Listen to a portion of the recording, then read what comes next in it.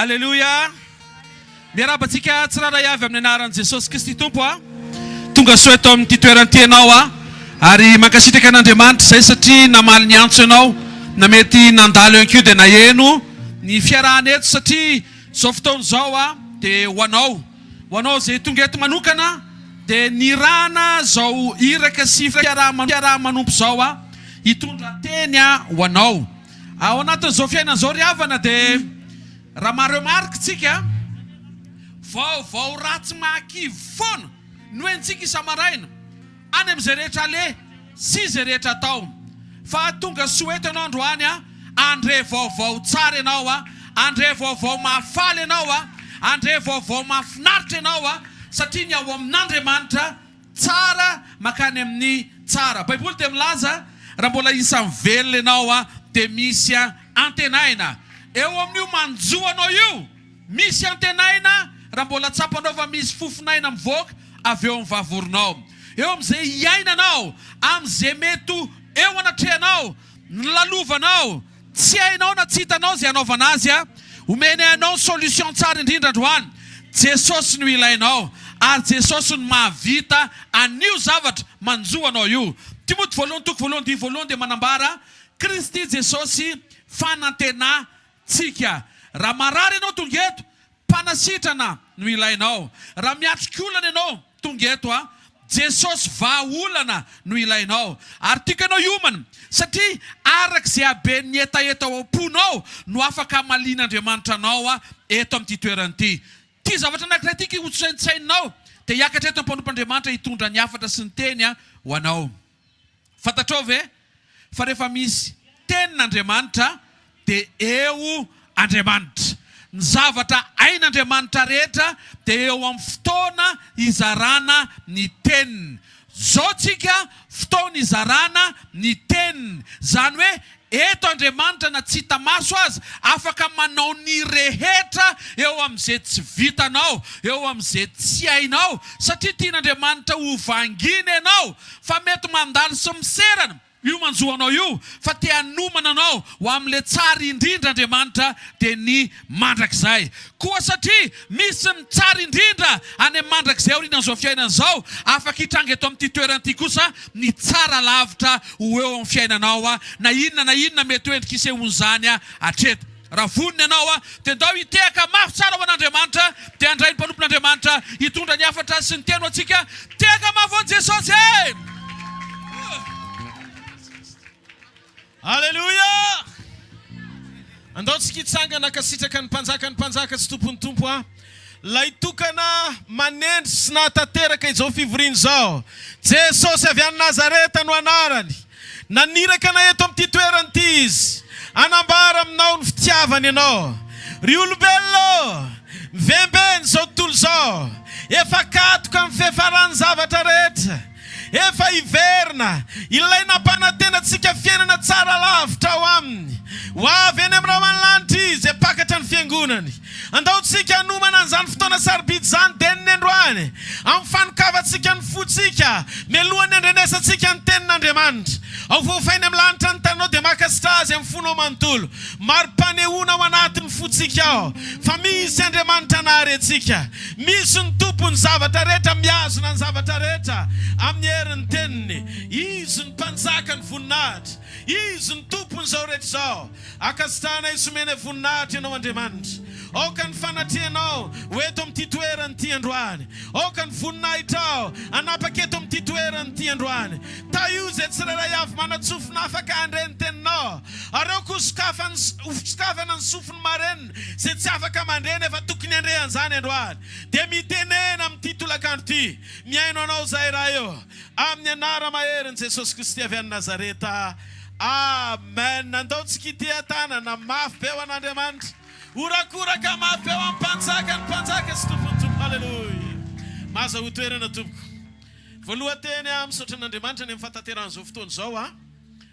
Isaorana ihany koa ny commune d'urbaine d'Antananarivo izay nanome an'ity toerana ity malalaka ahafahana hitoriana ny filazantsara androany. Andao ity tanana mafy ho ny tompony amin'izany a. Isorana ihany koa ireo ny prefectura sy ny tompon'andraikitra ary manam-pahefana eto Antananarivo nanome an'izany fahafahana sy alalan'izany ite-tanana mafy be ho an'ny tompo Ary isorana ihany koa ny fiangonana The Blessing izay mikarakara sy manomana tarihan'ny pastora Iandrira mivady sy ny mpiara-miasa aminy asio ite-tanana mafy be ho an'Andriamanitra. Dia isorana ihany koa ianao izay mandeha an'izao teny izao ary inoko fa tsy kisendrasendra fa fotoana anankiresikio-ndalana andraisantsika teny fiainana eto amin'ity toerana ity. Mite-tanana mafy be koa ho anao isika. Za andro andry havana dia manana vesatra napetraka Andriamanitra atao pokony amin'ny teny fiainana. Ary zany teny fiainana zany dia inoko androany fa teny hitondra fampaherezana, fananganana, fampijoroana amin'ny fiainam-panahinao miatrika ny atao hoe andavanandro mpiainana mialohan'ny niverenan'i Jesosy. Zavatra anankiray ny lohahevitra ngeza be avotra ny tenin'Andriamanitra mandresy lahatra amin'ny foko hotoriana aminao androany. Ry olombelona, mba fantatrao ve fa ny tanjaka anananao androany dia tsy tanjaka mandrakizay fa tanjaka misy fetrany. Vembena ny olona ampahoriany ny zavatra tadiaviny sy ilainy manoloana ny titany izay tsy mihoatra ny 70 taona na 80 taona ny andro iainan'ny olombelona eto ambony tany raha misy dia mandalo zao tontolo izao sy ny filany fa zay manao ny sitrapon'Andriamanitra ny maharitra mandrakizay. Tiako tsapantsika ry havana fa ny fahavelomanao eto ambony tany dia mandalo. Manananto ny Andriamanitra ny amin'ny nandranan Jesosy zanany amonjy ny olombelona mba ho afaka amin'ny fahotany andova fiainana mandrakizay amin'ny alalan'ny finoana azy. Satria rehefa veriny olona Andriamanitra satria tafasaraka tamin'ny olona tamin'Andriamanitra ny olona dia voafeta ny andro iainan'ny olona eto ambonin'ny tany. Raha tokony voary ho velona mandrakizay tsika dia noho ny fahotana na tonga antsika voary nety maty. Ary vokatry io fahafatesana izay miandry ny olombelona, vokatry ny fahotana io, ny aretina, ny enatra, ny fahafambaraka, ny fangiriforiana, ny fampahoriana, ny tsifisina, ny fahantrana, reny rehetrareny fiatraika ny fahotana daholo ao anatin'ny natiorany ny atao hoe fandovatsika fahafatesana. Rehefa ny safidy ny olona inana ny azo fahalalana ny tsara sy ny ratsy tao edena tena nompoka nandova fahafatesana ny olona tamin'ny safidy izay nyraisin'ny olona. Zany mahatonga an'izao tontolo izao mikrosifahana makany amin'ny fahampitehana satria manjaka eto ambony tany ilay ratsy atao hoe devoly izay namitaka ny olona ary nanaiky ny olona anolotra sy anome izay fahefana nomen'Andriamanitra azy tamin'ny fanekeny ho fitany ho fanahy ratsy io tao edena. Zany mahatonga ny tany mandrakandroany sy milamina. Izy Jesosy zay alohan'ny iverenako dia be ny zavatra hitrangy eto ambonin'ny tany. Andre firenensika iady amely firenena, fanjakana iady amin'ny fanjakana, ary izy reto mandringana, ary izy fampahoriana eto ambonin'ny tany izay mbola tsy nisy toy izany. Ny zavatra nitranga 4 taona zay, 2 taona sa 3 taona lasa nanjaka teto ambony tany ny Covid. Efa manomboka tanteraka ry havana ny matotoko 720. Vakio ny matotoko 720. Fa ny zavatra rehetra nolazainy Jesosy dia efa manomboka tanteraka sy mitranga eto ambony tany. Ho amin'ny antoninona ny fanehoam-pamantarana nanambaran'Andriamanitra an'izany era-paminaniana mba iomanan'ny olona fa tsy tia tany tia ny fanaperana, tsy eto ny fanaperana. Jesosy Kristy avy any Nazareta no ilainao. Mila famonjena ny olona ary tokana ny famonjena tsy avy amin'ny olona niza, tsy avy amiko ny famonjena, tsy avy amin'ny pasteur atsangan'Andriamanitra ny famonjena, tsy avy amin'ny apôstôly sy mpanompon'Andriamanitra ny famonjena, fa ny raha zay anambary zao teny zao aminao. Jesosy Kristy avy any Nazareta, izy ny famonjena. Maty teo amin'ny azo fijaliana 2 taona lasa izy amonjy anao ho afaka amin'ny fahotana, anomenao antoka fiainana tsara lavitra no ty fiainana tanomasina ho ty fiainana tsy mana pahataperana ny ao amin'ny Jesosy Kristy, fiainana mandrakizay ny ao amin'ny Jesosy Kristy. Zany no antony nandrandray zanany tokana mba tsy ho very zay rehetra mino azy fa hanana fiainana mandrakizay. Io fiainana mandrakizay io no antony ijoroana androany anome fanairananao amin'ny fanehoam-pamantarana hita maso amin'izay zavatra lazainy Baiboly. Efa pirofo mitohaka amin'ny tenda iainan'ny olombelona ny meratsy ny zavatra misy eto ambonin'ny tany. Jesosy dia nilaza ho afoezina ozy izy ny fotoana, ho afoezina ny fotoana noho ny amin'ny olom-boafidy.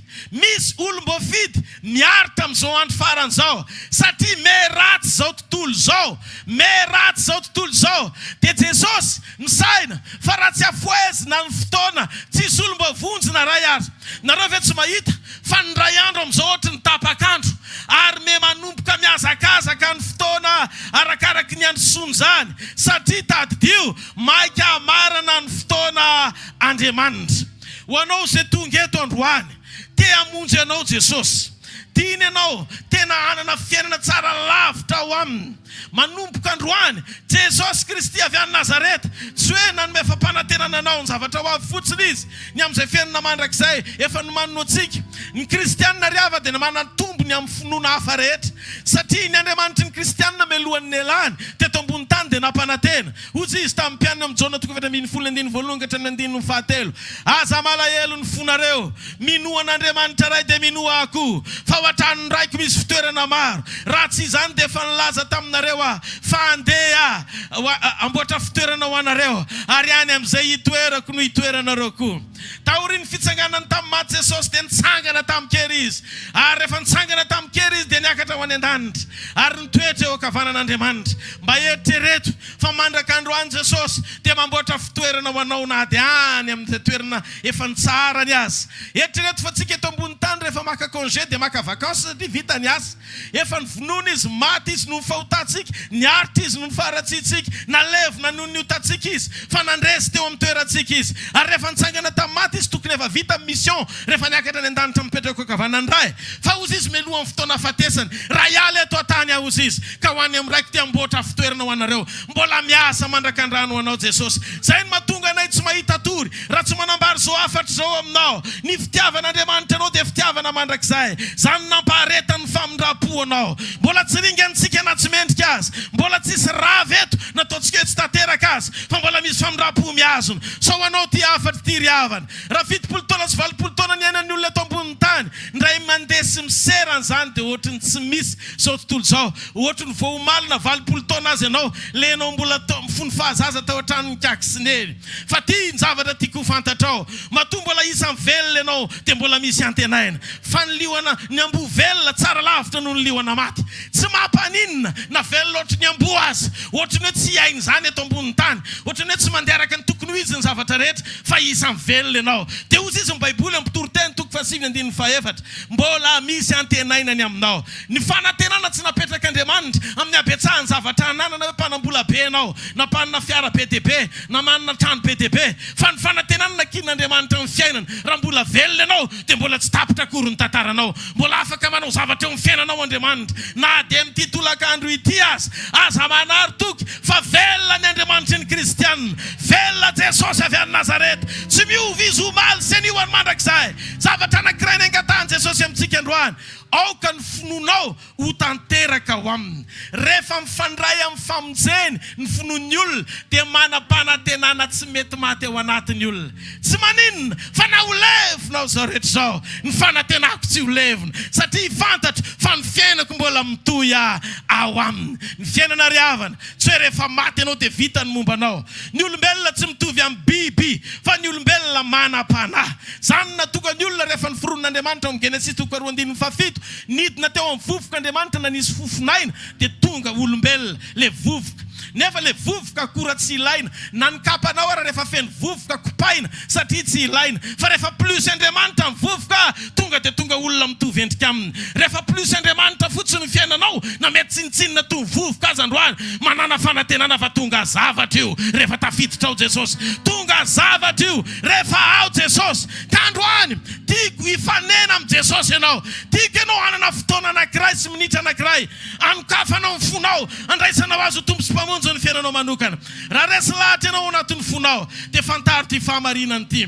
Nidina ny zanak'Andriamanitra naka ny endriky ny olona, naka ny fahataterahan'ny olona. Olona tanteraka izy ny tonga teto ambonin'ny tany, naka ny tsy fahataterahan'ny olona azafady. Olona mpanota ny taafy ny endrika, fa izy le tanteraka ny tonga endriky ny nofo mba hamonjy ny olona.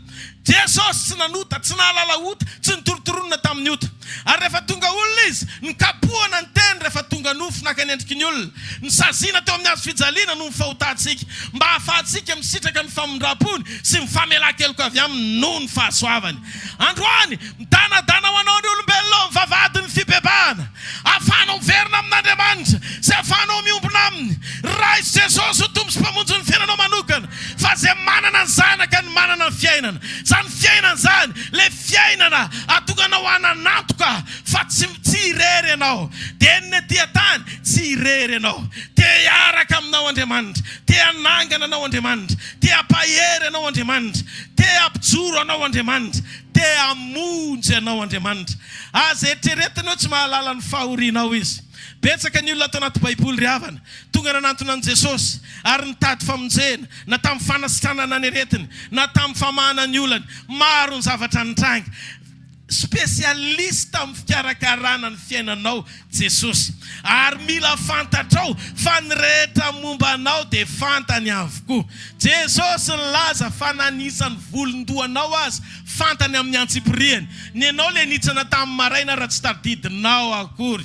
Midika fa mahalala ny fiainanao mihoatra noho ny fahalalanao anao, ny pahary anao. Ary zany nandrany anay tonga eto, manana anao izy, tianao izy, te hiavana aminao izy. Sakafo fonao, manenenany amin'ny ratsy rehetra, miholamosina ny fahotana androany, miverena amin'ny Jesosy. Raha izy ho tompo sy mpamonjy ny fiainanao manokana, ilainao ny fiohavanana amin'Andriamanitra. Fa ny olona mihavana amin'Andriamanitra dia manam-piadanana. Na mafy aza ny zavatra mitranga hitany maso, na mety lalovany rehetra aza, mety tsy fampiana, tsy fisina, na mety hoe lalovany rehetra aza rehefa ngifirina mitranga eo amin'ny nofo iainana, dia tiako ny milaza aminao, samy hafa ny zanak'Andriamanitra miatrika fiainana sy zao tontolo zao miatrika fiainana. Misy fanantenana ho anao ao amin'ny Jesosy Kristy, misy fiadanana tian'Andriamanitra ho ampitainao anatinao, fifaliana sy fitsaharana, tsy ny amin'ny fiainantsika amin'izao fiainana zao ihany, fa mifanantenantsika ny fiainana tsara lavitra miaraka aminy. Mideniny androany, manana antoka amin'io fiatenao amin'ny fiainanao isan'andro, fa mila ny Jesosy Kristy ianao. Jesosy Kristy avy any Nazareta no ilainao. Nisy tantaran'olona anankiray ry havana, vehivavy izy ity, ao bokin'ny Marka 5. Io vehivavy io nitsidra narary nandritry ny 12 taona. Rehefa narary nandritry ny 12 taona izy, dia lasa izy nitotototo nitady fanasitranana tany amin'ny mpitsabo sy mpanao fanafody maro, hoy ny Baiboly. Dia rehefa nandeha io vehivavy io, lany ny hareny ritra ny fananany, tsisy ninina intsony, fa tsy nety sitrana fa voamaika aza na rarirary kokoa, hozy izy ny Baiboly. Fa nisy fotoana amin'izay izy nandre ny amin'ny Jesosy, ohatranao mandre ny amin'ny Jesosy. Rehefa nandre ny amin'ny Jesosy izy, samba n'ilay vehivavy ny tonga saina.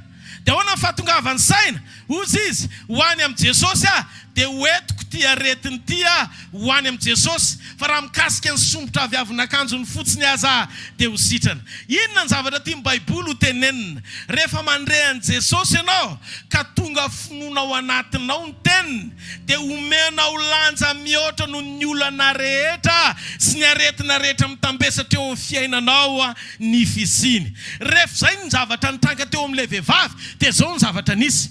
Hatramin'izay noentiny aretiny izy nitady mpamaolana sy mpanao fanafody na dokotera, fa tsy nety sitrana satria ny aretina no nitondra azy. Fa rehefa tonga saina izy nandreny amin'ny Jesosy, tsy ny aretina tsony no nitondra azy, fa izy no nitondra n'ilay aretina ho eo amin'ny Jesosy. Tiako fantatrao, fa raha mbola problema no mitondra anao, hiasa saina ianao, hitanondrika ianao, ho kivo lava ianao.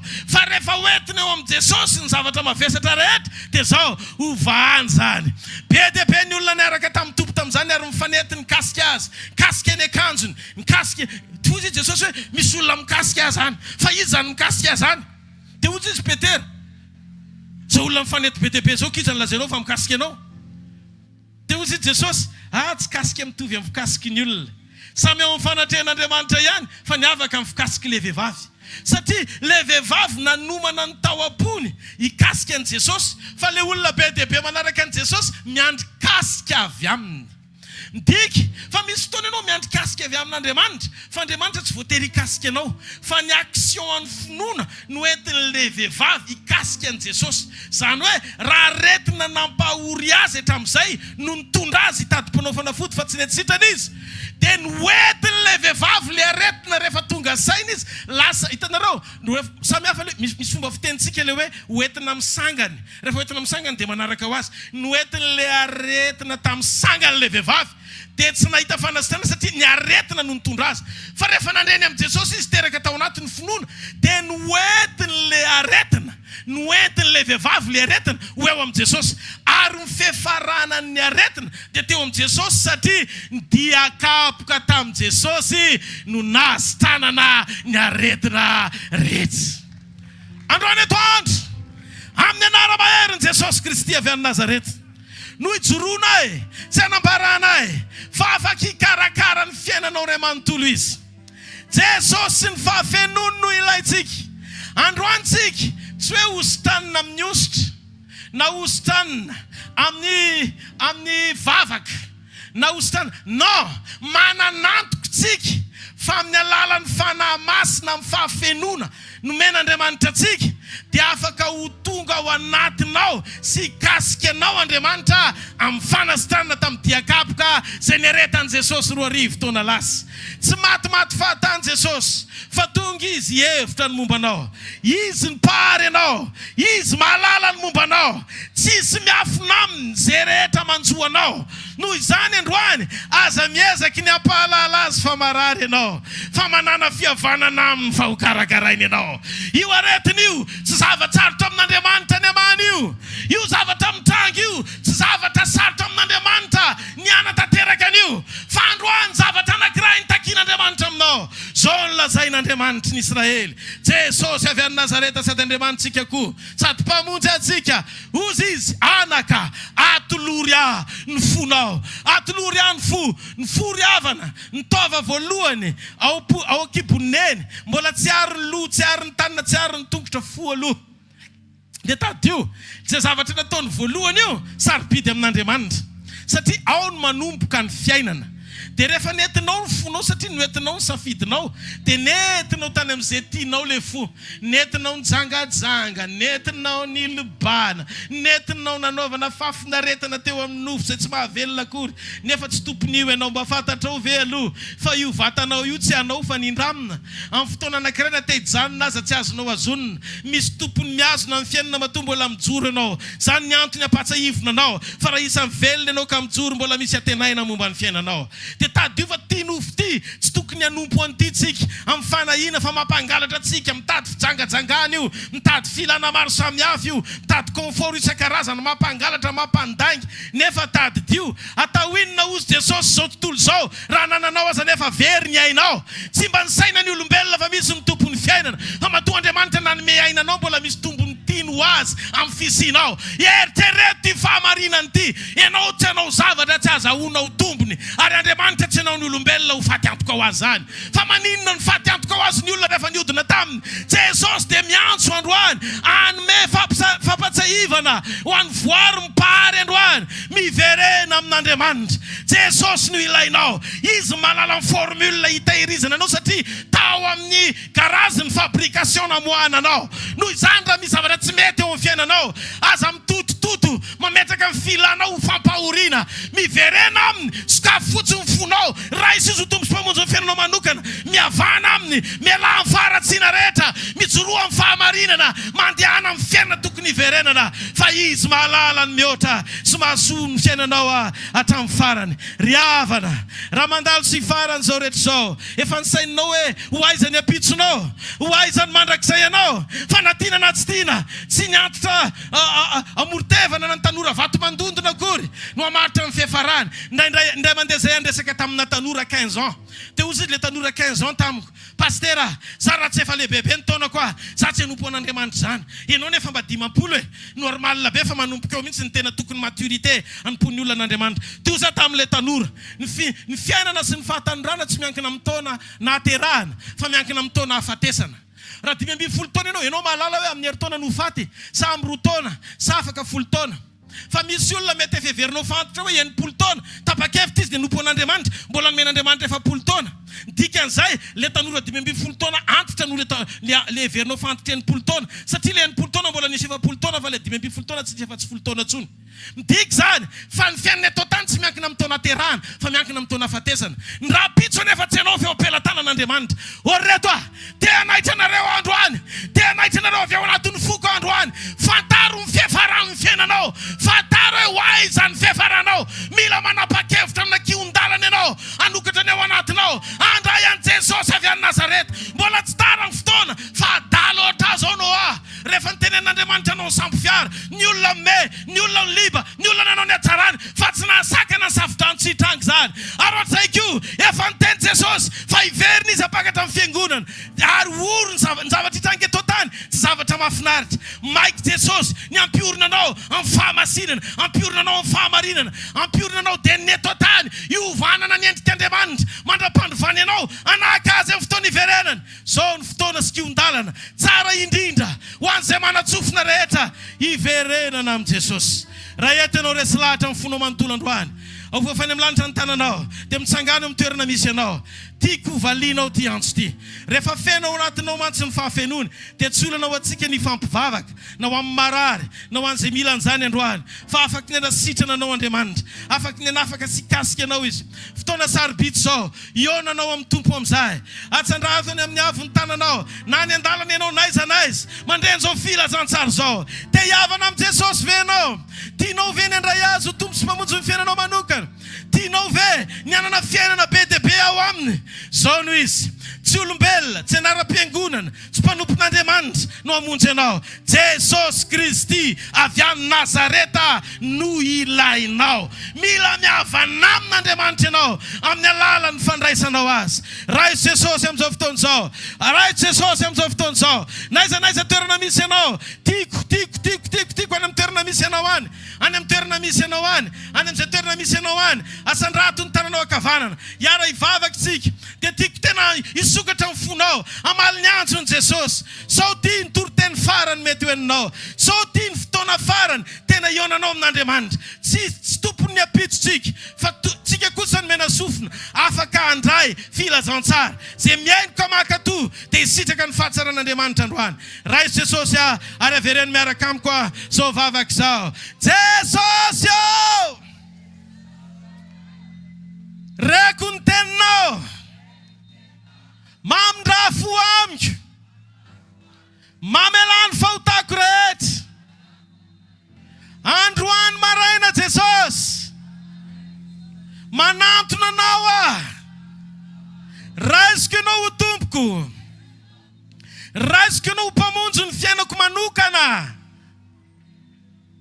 midira ato anatiko manjaka ato boko soraty eo amin'ny bokon'ny fiainana ny anarako zanakawa misaotra Jesosy ny amin'ny ranao sarobidy zay nalatsaka ao ho famelana ny fahotako misaotra fandroany zanak'Andriamanitra misaotra Tompo amen aza hidina ny tananareo fa hivavaka ho anareo raha amin'ny anaran'i Jesosy Kristy avy any Nazareta mivavaka ho antsirahay avy zay tonga eto ka nanolo tena androany mba ho tehirizinao ny fiainan'izy ireo ifamatotra sy ombona tanteraka amin'ny fahatsarany fiainanao aminao satria ny atao nateraka indray dia olom-baovao izy aoka ny famindram-ponao ameno azy ary ampijoro azy eo amin'ilay endrika tena tianao ahitana azy tsofoko rano ireo Andriamanitra ho lehilahy sy vehivavy feno ny herinao sy ny fahatsaranao ary omban'ny voninahitrao sy ny fahalebiazanao dia aoka ny fitahinao sy ny fahasoavanao anenika ny fiainany hitahiry azy mandra-piaviny izay andro izay dia le fotoana ekarany satria hitsenanao azy any amin'ny raha an-lanitra ny fotoam-pampakarany voninahitra ny eo anao rery ilay mitoetra misisa fiandrianana mandrakizay ilay ny Andriamanitra rehetra Andriamanitra ny nofo rehetra mpanjaka ny mpanjaka sy tompony tompo andao hitea tanana mafy halleluja halleluja ao ve botikely tiako anao lira hoe ho avy ny andro efa lasa ary very ve ao saotra Jesosy noho ny rahanao a tiako atao kely vetivety zay zay. Raha eto ianao a salama na marary na misy antony manokana teny ilanao vavaka manokana makanesa telo fivavaka ho anao zay. Vavaka manokana ho anao zay a amin'ny fo manontolo ny vavahana ho anao satria fantatro fa eto Jesosy. Makanesa telo.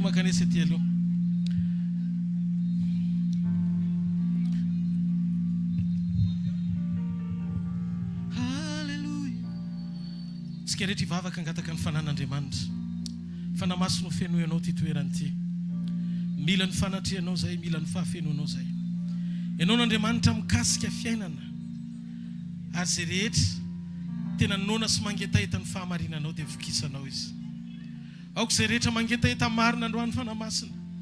Tena ihany isitraka ny fahatsaranao indray. Tô amin'ny olona tsirairay avy zay tena mangetaheta marina anao.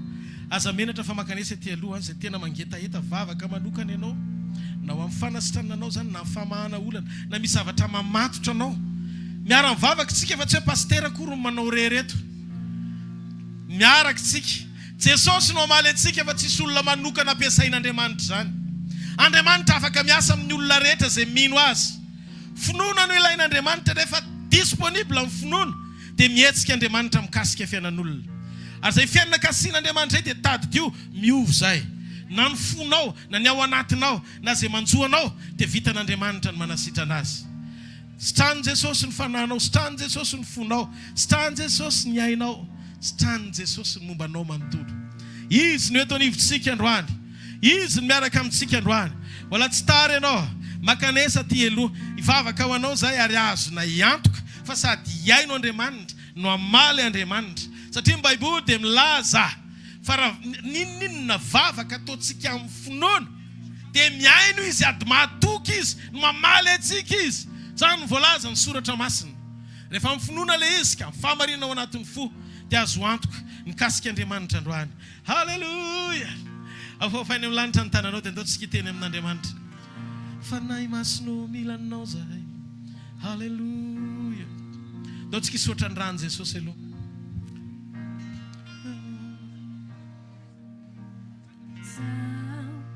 Like my heart, sarukwi tuizamua, tina vet e fazamba, nanzinyanju la venyao, ni ut nana la vichai tu nyansa na lebe, avenya pitao nitanao.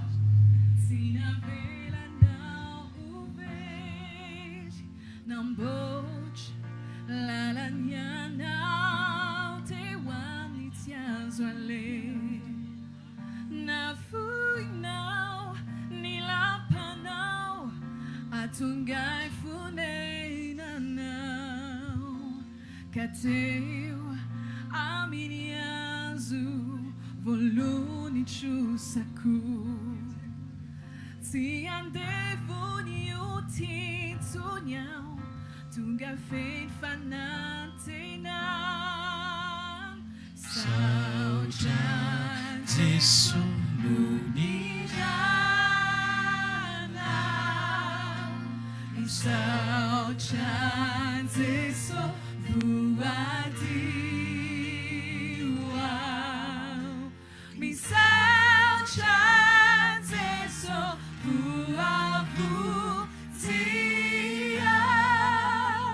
Aviana tiaisi now, fenui no fa zava. Hallelujah. Ni suluai, tawan pasa ni panuta, ni levi na teluanchu ya now, fanit sangana. Jai cares ni fafate sana beluna manjakizai tuga ulu pau pau lunirani sana kunt hey so nira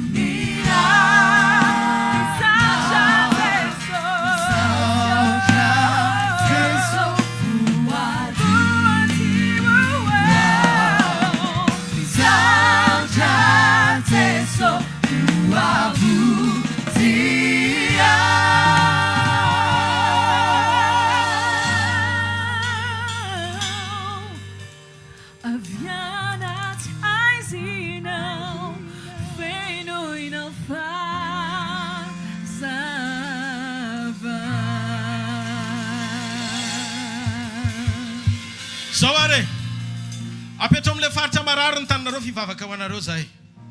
Apetrao amin'ilay faritra marary ny tanana fa hivavaka ho anareo zay. Na misofina marenina, na maso tsy mahita, na fahalemena eo amin'ny tongotra, zay aretina rehetra apetrao amin'izay faritra zay. Ozy Jesosy ny famantarana manaraka an'izay mino ametra tanana amin'ny marary izy dia ho sitrany reny. Akitana finoana no ataontsika. Tsy zany ametra tanana aminareo fa ianareo no mametra tanana aminareo. Raha vao nino an Jesosy nareo dia afaka hitrangy zany amin'ny herin'ny finoana ny anarany. Apetrao amin'ny faritra marary ny tananareo fa hivavaka ho anareo. Raha eo amin'ny anaran'i Jesosy Kristy avy any Nazareta. Tsika rehetra hivavaka ho an'ny marary. Na iza rehetra toerana misy ianao ka marary ianao zao. Apetrao amin'ny faritra marary ny tananao fivavaka ho anao zay. Raha eo amin'ny anaran'i Jesosy. Ho fanio mpamantarana fa eo amin'ny toerana anankiray ianao dia mitondra fanasitranana, mitondra fanafahana. Eo amin'ny tanàna anankiray izay andalovanao satria tsy miovy ianao omaly sy ny ora mandrakizay. Tsy hoe mandalo ianao fa mitoetra Andriamanitra. Sady eo aminay ny ao anatinay amin'ny alalan'ny fanamasina. Ary no ny hery ny fananao miasa androany atoandro dia manonona teny mpanasitranana amin'ny anaran'i Jesosy raiso ny fanasitranana anao amin'ny anaran'i Jesosy. Sokafo ny vavanao dia roay le izy. Roay le aretina amin'ny anaran'i Jesosy. Fa amin'ny aretina dia misy fanahy ao ambadika le izy. Ary rehefa maheno le fanahy amponoana dia miaisotra ny aretina. Sitrany ianao amin'ny anaran'i Jesosy. Aoka ndray fanasitrana ianao amin'izao fotoana izao amin'ny anara maherin'i Jesosy Kristy avy any Nazareta. Aoka ny tanan'Andriamanitra hikasika eo amin'ilay tananao, ametranao tanana eo amin'ilay faritra marary ianao. Dia aoka andray fanasitranana ianao zao ankehitriny zao amin'ny anaran'i Jesosy Kristy avy any Nazareta. Avofany amin'ny lanitra ny tanantsika dia andao hisaotra an'Andriamanitra amin'ny fotsika manontolo. Saora azy ny amin'ny fanasitranany, saora azy ny amin'ny fanafahany, saora azy ny amin'ny kasika izay ataony sady eo amin'ny fiainantsika. Horakoraka mafy be ho an'Andriamanitra. Saotra Jesosy. Dia raina mandrakizay ny anaranao Halleluja. Halleluja. Amen. Ndao ity atana mafy be tsika indray ny mpanompon'Andriamanitra manaraka mazotoerana vetivety.